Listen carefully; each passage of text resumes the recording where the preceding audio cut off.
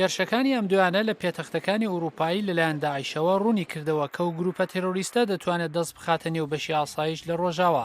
لە دەمێکدا زیانی هێرش بۆ سەر پاریس و برۆکسێل گەلێکن خەڵکی زیاتر دەکوژرێن ئەگەر تێرۆریستیان دەستیان بە کەرەسەکانی ناوچی ڕابگات.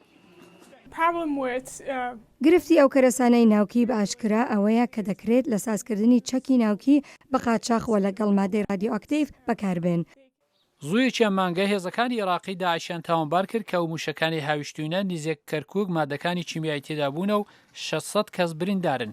داخۆ ئەگەری چەندە و گروپانە بتوانن مادەی مەترسیداری ناوچی بخەنە نێو چەکەکانیان. زۆر وێ دەچێت لە توانایاندا بێت کەرەسەی ناوکی یان ڕێدیۆکتیڤ و دەست بێنن هەتا ئەوەی چەکی ڕاستەقینە. ئەوان پێویستیان بەو چەکە نییە بۆ ئەوەی گرفتی بەرچاو بۆ خەڵکی جیهان پێک بێنن چونکە ئەو کەرستانی ناوکی دەتوانن زیانێکی گیانی زۆریان هەبێت. پێشگرتن لە تێرۆریستان کە دەستیان بەم توانای یێڕانەگات پێویستی بە کۆنتڕۆلی تونتر هەیە. وڵاتان بە باشی ئاگداری بەیەخی ئەو کەرەسانن و زۆر هەوڵ دەدەن بیان پارێزن. بەشێک لەو سیستەمی ئێمە دەهان ساڵە سازمان کردووە چەخت دەکەین کە چۆن بۆی هەیە ئەو کەرەسانە جگای گرفت بن.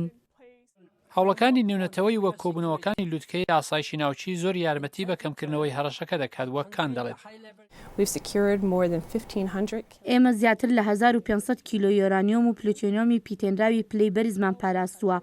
لە وەتای 2010 12 وڵاتی نوێی جیهان خاوەنی یۆرانیۆمی پیتێنراو نین و ئێمە چەندین بنکەمان لە چەندین وڵات پێکهێناوە کە کار لەسەر دەستپێشخەریەکانی خوێندن مەشق پێکردن و تەمرین دەکەن. بەڵام هاوڕایی هەیە کەم هەوڵانە پێویستە درێژیان هەبێت چونکە ڕادەیەکی کەمی مادەی رادیۆئاکتیڤ یان ناوچی لە دەستی کەسانی نالەبار و خراپ بۆی هەیە سەرنجامی ڕوخێنەری بەدوادا بێت. سەلاحی پیرۆتی، دەنگی ئەمریکا.